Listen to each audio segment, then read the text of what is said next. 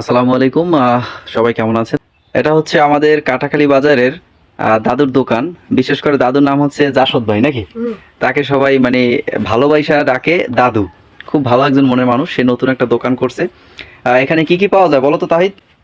এখানে বুট মুড়ি, বুট মুড়ি দধি চিড়া, হ্যাঁ তারপরে চা পান বিড়ি সিগারেট না? জি। আর দাদুর ভালোবাসা দাদুর আন্তরিকতা তো আছেই। আর দোকান একদম সকাল থেকে রাত্র 12টা পর্যন্ত খোলা থাকে। ঠিক আছে, এখানে কোনো আপনার বন্ধ থাকে না দোকান, যে কোনো সময় সার্ভিস পাবেন। খুব সুন্দর ডেকোরেশন করছে দোকানটা চমৎকারভাবে, এবং দাদু কিন্তু আসলেই প্রত্যেকটা জিনিস খুব সাজানো গোছানো থাকে।